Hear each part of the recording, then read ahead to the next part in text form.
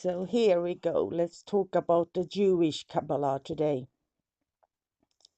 Early initiates of the Kabbalistic mysteries believed its principles were first taught by God in a school of angels before the fall of man. The angels later communicated the secrets to Adam, so that humanity might regain its lost estate. Different angels were employed to initiate the succeeding patriarchs in the Kabbalistic mysteries. In the context of the Old Testament narrative, we see Cabala being passed on from Adam through to Enoch, down to Noah, and on to Abraham, from Abraham to his son Isaac, thence to Jacob, and so on. Moses was initiated into the Kabbalistic mysteries by God on Mount Sinai, where he was given a sacred rendering of the laws that the Israelites should observe. Moses then concealed the secret instructions of God in the first 4 books of the Pentateuch. In 332 BC, Alexander the Great conquered Judea. The lingua franca of his empire was Koine, or Common Greek, and the Jews were forced to administrate the country using the Greek alphabetic number system. During the Macedonian conquest of Alexander in the 3rd century BC, a great mingling of esoteric knowledge took place in the Ptolemaic Egyptian capital of Alexandria. It was in Alexandria that the most important books of Jewish mysticism were translated into Greek, known as the Septuagint. At the time of Macedonian rule, there was more Jews living in Alexandria than there were in Jerusalem, and the translation of Jewish holy books into Greek was then watershed in the wider development of Cabala. Over the next 600 years, various secret doctrines diverged into numerous sects and schools, mixing Babylonian, Egyptian, Hebrew, Greek, Gnostic, Christian, and these reachings that the origins of the Jewish Kabbalah can be traced, a mixture of Hebrew mysticism and Neoplatonism. Jewish Kabbalah really has its beginning over a millennium later, emerging suddenly in 3rd century France and Spain. Its doctrines can be found in a collection of books called the Sefer HaZohar, claiming inheritance from the Sefer Yetzirah, another literature of Hebrew mysticism, and linking them to an earlier tradition by reference to those texts. This had a huge influence on Western magical tradition, which relied heavily on Jewish esoteric lore as a source for the inner gnosis of Orthodox Christian thought.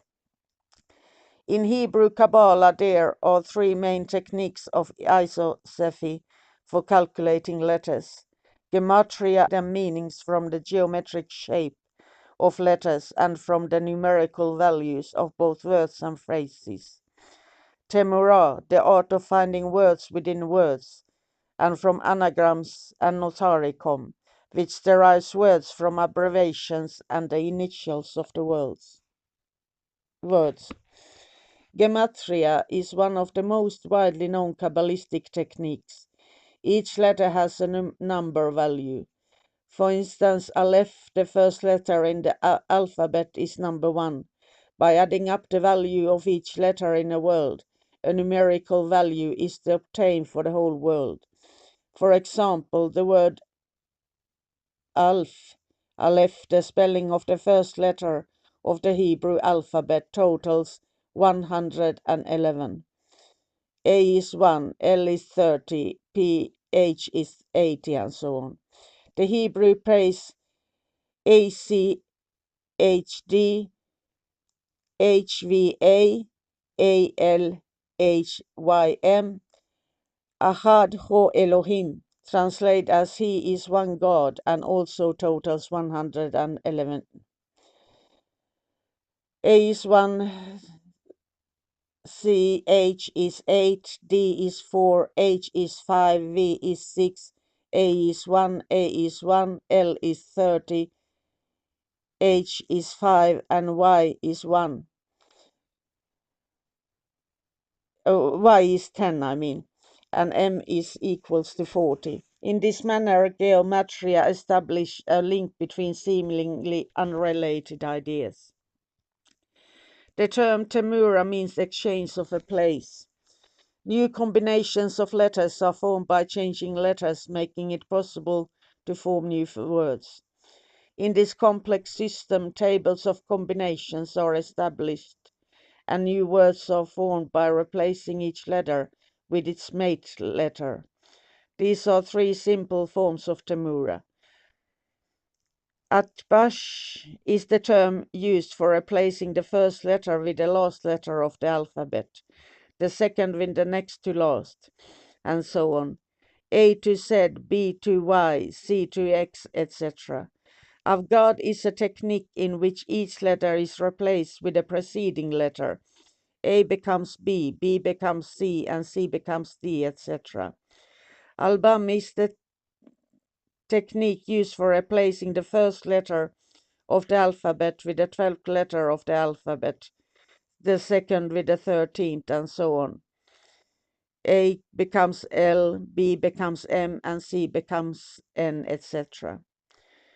Notariqon is derived notarius, meaning we can write or interpret words according to their first letter. It uses the mot, meaning the words to form links within words from the root.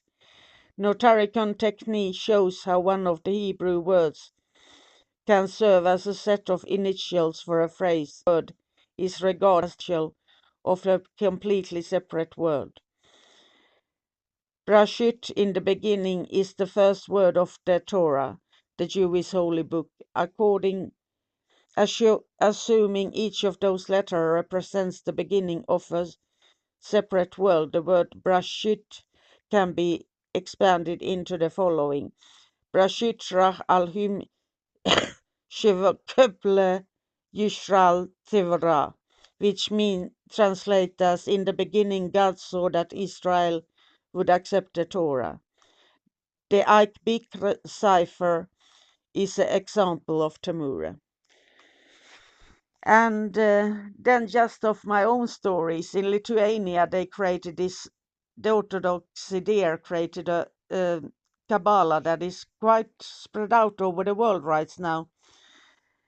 And being from Finland, Lithuania is a brother country, so the Jews that I met in my childhood, so I was taught Temurah and Notariqon as early as from 3 years old and up, and I loved mathematics, so this was a true passion of mine, and then it became something that I do for different things for different reasons and can use it in many ways. So this was the history of that, and I love you all. Have a magical, magical day. Bye for now.